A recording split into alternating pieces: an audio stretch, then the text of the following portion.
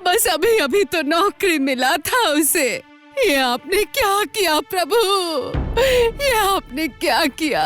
माँ आप थोड़ा शांत हो जाइए। माँ मैं कैसे शांत हो जाऊँ बहू? वो अनाथ लड़का अभी अभी तो शादी करके अपना घर बसाया था। हे भगवान। मणि, ए मणि, माँ किसकी बात कर रही है? मुझे तो कुछ समझ में नहीं आ रहा। मम्मी के रिश्तेदार के बेटे अनुपम भैया याद है आपको? हाँ, याद क्यों नहीं होगा? वो तो झांझियापुर के डीएम है ना? हाँ, कुछ देर पहले उनकी मौत की खबर मिली है। क्या कह रही हो तुम? पिछले साल ही तो उसकी शादी हुई थी, उसके बाद ही तो उसे झांझियापुर में पोस्टिंग मिला। क्या हुआ था? कह रहे थे कार्डियक अरेस्ट। Cardiac arrest? बहू, पीहू वहाँ बिल्कुल अकेली पड़ गई होगी और इधर मैनाक भी नहीं है कि उसे कहूँगी। तुम एक बार उसके पास जाओ ना बेटी। लेकिन मम्मी, कुछ दिन बाद वहाँ इलेक्शन है, इस वक्त भाभी वहाँ कैसे जाएगी? अगर कुछ हो गया तो? नहीं मनी, माँ ठीक ही कह रही है। पीहू अब जिस दौर से गुजर रही है, हमें उसका साथ देना चाहिए।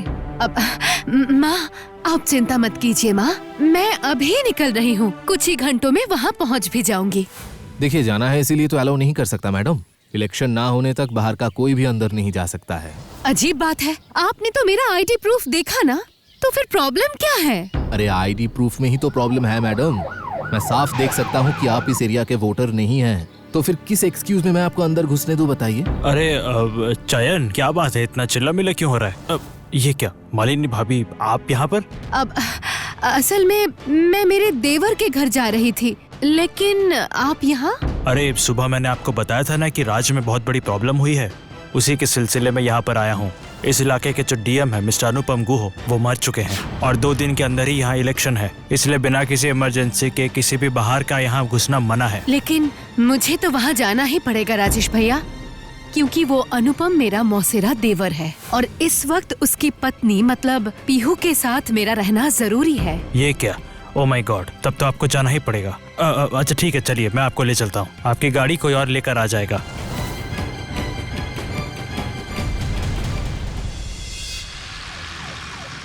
रास्ता इतना सुनसान क्यों है राजेश भैया? यहाँ कर्फ्यू चल रहा है क्या?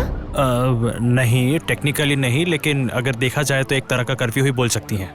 असल में झांझियापुर में इलेक्शन में इस बार थोड़ा टेंशन है। वो क्यों? 10 साल पुरानी सरकार और ऑपोजिशन पार्टी दोनों ही इस बार काफी आक्रामक हैं। यहाँ के विख्यात जन नेता मिस्टर प्रेमचंद जेठिया काफी पावरफुल आदमी है, उसके नाम से यहाँ के लोग थर थर कांपते हैं। 10 सालों से गद्दी संभाल रहा है। और दूसरी तरफ है सुखवंत सिंह, ऑपोजिशन पार्टी का नेता। पिछले इलेक्शन में इनकी पार्टी केंद्र पे आने के बाद से इनकी पावर भी बढ़ गई है। मौका देख के जेठिया के लोग इसके पार्टी में जाके जुड़ गए हैं, इसीलिए सुखवंत का नेक्स्ट टारगेट हुआ जेठिया की गद्दी। इस बार इलेक्शन में काफी लड़ाई होने वाली है। और अगर ऐसी सिचुएशन में डीएम की मौत हो जाए तो फिर वहाँ कानून की सुरक्षा करना कितना मुश्किल हो जाता है, वो मैं समझ सकती हूँ। ये रहा डीएम का बंगला। मैं अंदर नहीं जा रहा हूँ, आप जाइए, और कोई भी जरूरत पड़ेगी तो मुझे याद करिएगा। मुझे पता था उसका बहुत सारा दुश्मन है। इस नौकरी में जो भी ईमानदार होते हैं उनके दुश्मन भी ज्यादा होते हैं।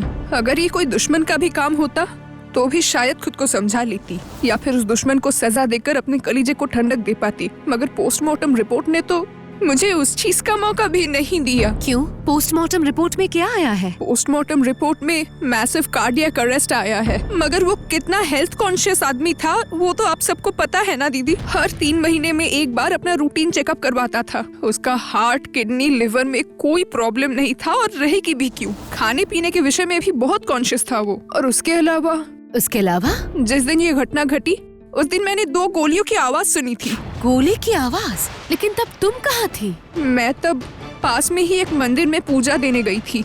उसका टेम्पररी स्पेशल सिक्योरिटी पर्सन मतलब लोकल थाने का मिस्टर चयन, उन्होंने ही फोन करके बताया कि उसे हॉस्पिटल ले जाया गया है। और सिक्योरिटी पर्सन ने क्या कहा?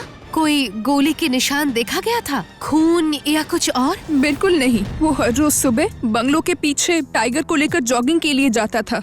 उसी वक्त अटैक आया था। टाइगर की चीख सुनकर जब सिक्योरिटी वहाँ पर पहुँचा तब उसकी हालत देखकर एम्बुलेंस बुलाकर तभी उसे अस्पताल ले गए। मुझे तभी कॉल किया उन्होंने। और जब उसे आखिरी बार यहाँ लाया गया था तब क्या तुमने उसके शरीर पर कोई चोट का निशान था? चोट का निशान अलग से था ही क्या, पोस्टमार्टम हुआ था, कुछ भी बाहर नहीं आया। ये भी सही।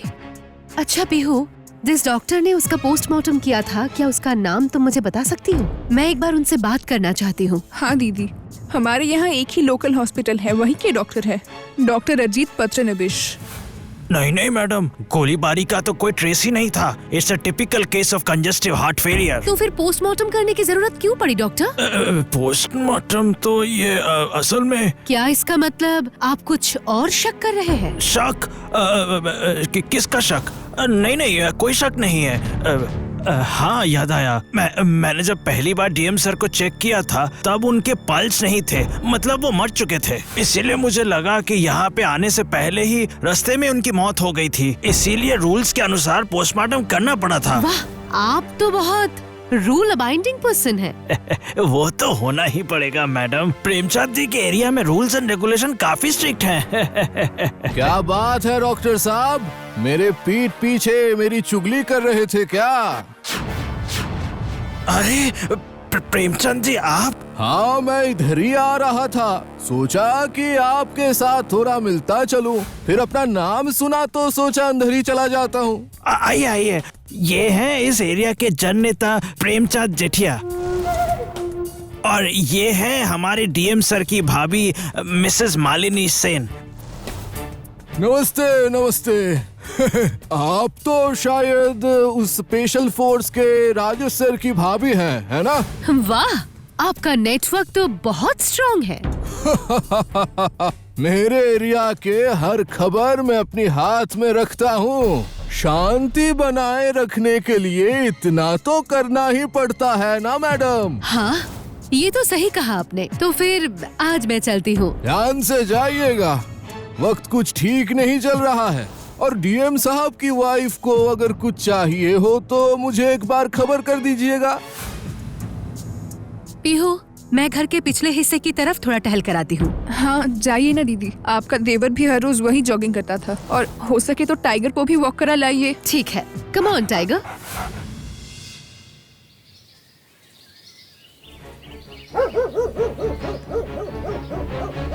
अब क्या बात है टाइगर, क्या देख रहा है? चल उस तरफ चलते हैं। अब क्या है उस तरफ? टाइगर, गो टाइगर।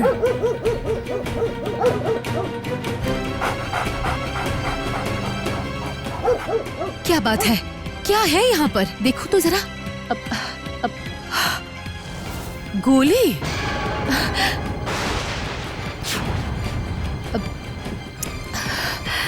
सूखे हुए खून का निशान। इसका मतलब पीहू का शक सही है। अनुपम को क्या शूट किया गया था? राजेश भैया, मुझे लगता है अनुपम को मर्डर किया गया है। What? एक्साइटेड मत होइए। अब अच्छा, आपके आसपास कोई नहीं है ना? नहीं, कोई नहीं है। गुड। सुनिए राजेश भैया, अभी किसी को कुछ कहने की जरूरत नहीं है। मुझे अनुपम के बंगले के पीछे सूखी पत्तियों पर खून के सूखे धब्बे मिले हैं। इसे आप फॉरेंसिक डिपार्टमेंट में भेज दीजिए। पता लगाइए कि ये खून किसका है और कितना पुराना है। Okay, anything else? इस तरह के सबूतों को मिटाना और मैनिपुलेट करना एक स्मार्ट अपराधी के लिए कोई बड़ी बात नहीं है, इसलिए मुझे एक आई विटनेस चाहिए। आप क्या करना चाहती हैं, मुझे बताइए जरा। बताऊंगी, लेकिन उससे पहले आपको एक चीज रेडी रखना होगा। मैं भी जाकर उसे लेकर आऊंगी। हाँ बोलिए मैडम। राजेश सर ने कहा कि आप किसी प्राइवेट बात के लिए मुझसे मिलना चाहती थी। बताती हूँ, लेकिन पहले आप मुझे ये बताइए कि हमारी इस मीटिंग के बारे में आपने किसी को बताया तो नहीं? डोंट वरी, मैंने किसी को कुछ नहीं बताया, और ताकि आप आराम से बात कर सकें इसलिए सबको बाहर के काम पर भेज दिया गया है। Thank you. दरअसल ये मामला इतना ही सीक्रेट है कि अगर ये लीक हुआ तो आपको ही परेशानी हो सकती है। Excuse me? क्या बात है, आप चौंक क्यों गए? जिस दिन अनुपम पर गोली चलाया गया था उस दिन स्पेशल सिक्योरिटी पर्सन आप ही थे, है ना? गोली? नहीं, मतलब आप सुबह सुबह क्या गोली खाकर आई हैं, बताएंगे जरा? हाँ? सच कहने के लिए मुझे कभी गोली खाने की जरूरत नहीं पड़ी ऑफिसर। हाँ, लेकिन आपकी याददाश्त वापस लाने के लिए जो 2 गोली की जरूरत है, मुझे वो 2 गोलियां मिल गई है। आपको वो 2 गोली मिल गई मतलब? कल शाम को ही पीहू ने मुझे कहा था कि उसे गोली की आवाज सुनाई दी थी, लेकिन उतनी रात को मैंने रिस्क नहीं लिया। लेकिन आज सुबह होते ही मैं टाइगर को लेकर बंगले के पीछे उस जगह की रेकी करने गई थी और वहाँ क्या हुआ वहाँ बताइए। और वहाँ मुझे 2 गोलियाँ मिली है। एक जमीन पर पड़ी हुई थी और एक पेड़ में फंसी हुई थी। इम्पॉसिबल हो ही नहीं सकता। मेरे हाथ में पुख्ता सबूत है, क्या देखना चाहते हैं? ये देखिए, ये रहा वो 2 गोलियाँ। ये झूठ है, ये एकदम झूठ है, ये हो ही नहीं सकता, बिल्कुल भी नहीं। क्यों नहीं हो सकता? क्यों नहीं हो सकता ये तो बताइए। आपके पास कोई सबूत है?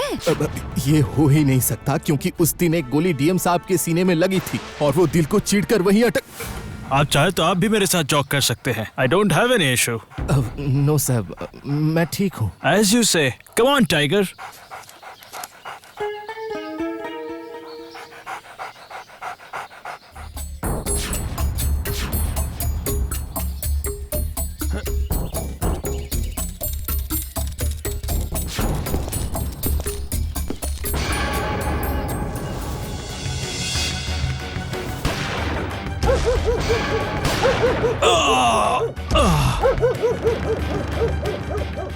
अरे सर, मैं सच कह रहा हूँ, इस खून की प्लानिंग के बारे में मुझे कुछ भी पता नहीं था। मैं तो बस वोट के कुछ दिन डीएम साहब को स्पेशल प्रोटेक्शन देने की ड्यूटी पर था।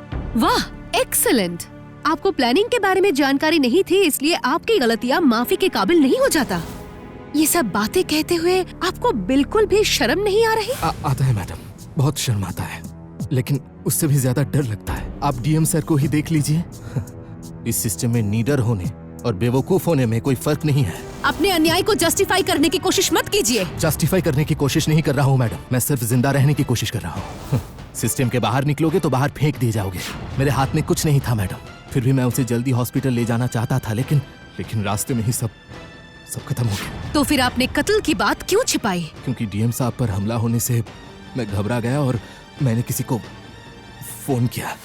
हेलो, हाँ प्रेमचंद जी, सिचुएशन ठीक नहीं लग रहा है, बहुत ब्लीडिंग हुआ है। हाँ ठीक है, तू जल्द उसे मेरे हॉस्पिटल ले आ, मैं डॉक्टर से बात करके सब सेट कर देता हूँ। और अगर हॉस्पिटल ले जाने तक वो जिंदा नहीं रहा तो? अरे फिर भी तू डॉक्टर के पास जाएगा, वो हार्ट फेल डिक्लेयर कर देगा। लेकिन प्रेमचंद जी, ये तो मर्डर है ना?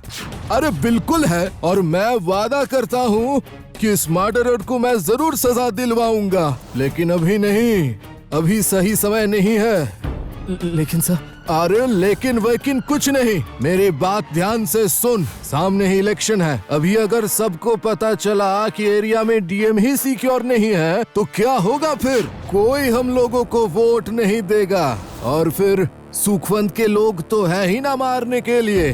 तो अभी अपना मुंह बिल्कुल बंद रख इंस्पेक्टर, नहीं तो कुछ दिन के लिए चुप रहने के लिए बोला था। आपने क्यों कहा था कि आपके इलाके में सब कुछ कानून के दायरे में होता है और यहाँ खड़े होकर एक कानून के रक्षक को ही सही इंसाफ नहीं मिलेगा? मैडम जी, आप गलत समझ रही हैं। हम कुछ छुपाने की कोशिश नहीं कर रहे हैं, और क्यों करेंगे हम ऐसा? लेकिन इलेक्शन से पहले ये सब टेंशन मैं नहीं ले सकता, इससे दुश्मन का हौसला बढ़ता है। मेरे पार्टी जब सत्ता में आएगा मैं सब कुछ कर दूंगा। देखिए, देरी से मिला न्याय भी अन्याय के ही बराबर होता है, और एक जननेता के तौर पर अपने इलाके के अपराध को छुपाना कभी भी महानता नहीं हो सकता, बल्कि मुश्किल हालातों में भी अपराधी को सजा दिलाना लोगों का भरोसा बढ़ाता है। इससे शायद आपके वोट भी बढ़ते। हमें माफ कर दीजिए मैडम जी, इतनी छोटी सी बात मैं नहीं समझ पाया। वोट का लालच मुझे नहीं है, वोट लोग मुझे ऐसे ही देंगे, लेकिन उसके लिए मैं क्राइम के सामने अपना सिर नहीं झुकाऊंगा, एक दिन के लिए भी नहीं। अभी डीएम सर के कातिल को सजा जरूर मिलेगा। ऑफिसर, बिफोर इलेक्शन उस मर्डरर को पकड़ना ही होगा। मतलब हाथ में तो सिर्फ एक दिन है, इतनी कम समय में नहीं। ऑफिसर, ना मत कहिए, मेरे देश के पुलिस से नहीं होगा, ऐसा कोई काम ही नहीं है। मैं श्योर हूँ कि आप कल के अंदर ही कातिल को पकड़ लेंगे। Best of luck. थोड़ी देर पहले पुलिस स्टेशन से कॉल आया था, जिसने गोली चलाई थी वो पकड़ा गया है। पता है, राजेश भैया ने बताया। मगर मुझे खुशी क्यों नहीं मिल रही है, बताइए दीदी। मैं जानती हूँ बेहू, स्नाइपर तो बस एक जरिया है। जिसने भी इस स्नाइपर को हायर किया था, असली अपराधी वही है। लेकिन उस असली अपराधी को क्या सच में कभी सजा मिलेगी? मेरे अनुपम के कातिल को क्या कभी सच में सजा मिलेगी भी, बताओ दीदी। मिलेगी, मैं तुमसे वादा करती हूँ। अनुपम के असली कातिल को मैं तुम्हारे सामने लाकर खड़ा कर दूंगी। ये मालिनी सेन का वादा है। मालिनी भाभी की दिलचस्प कहानियों के लिए एनिमेट्रिक्स हिंदी को सब्सक्राइब करें और बेल आइकन प्रेस करना मत भूलिए।